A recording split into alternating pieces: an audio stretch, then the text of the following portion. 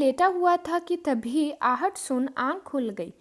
लेटे लेटे अधखुली आंखों से देखा तो घर की सहायिका राधा की 5 साल की बिटिया थी। राधा अक्सर इसे लेकर ही आती थी, उसका कोई है ही नहीं, शायद इसलिए ये चुपचाप अपनी माँ के ही इर्द गिर्द रहती है। इधर कुछ दिनों से मैं ऑफिस का काम घर से ही कर रहा हूँ। तबीयत भी थोड़ी नासाज है। दोपहर बाद थोड़ी झपकी आ गई। मैं उठकर चाय के लिए पत्नी को आवाज़ ही देने वाला था कि कुछ देख बस लेटा ही रह गया। मेरे वॉलेट जो अक्सर सामने टेबल पर ही रहता है, उसे बेझिझक वो मात्र 5 साल की बच्ची हाथों में उठाकर टटोल रही थी। उसने उस वॉलेट से एकमात्र रखे गुलाबी नोट को हाथ में लिया और वॉलेट ज्यों का त्यों रख दिया।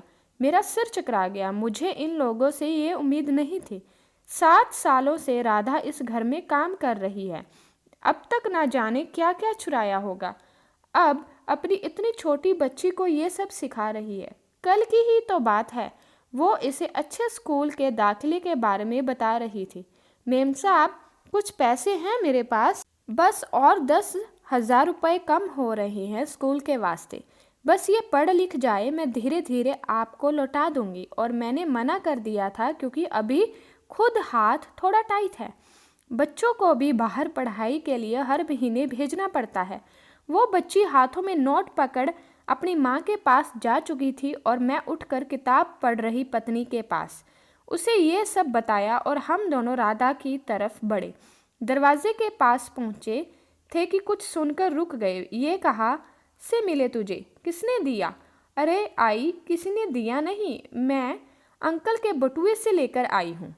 वो हाथ उठाने ही वाली थी कि बच्ची बोल पड़ी, कल अंकल से तूने मांगा था ना मेरी पढ़ाई के लिए, तो उन्होंने कहा था कि मैंने कोई पेड़ थोड़ी लगाए हैं पैसों का, इसे लगा देते हैं आई, फिर अंकल के पास ढेर सारा पैसा हो जाएगा।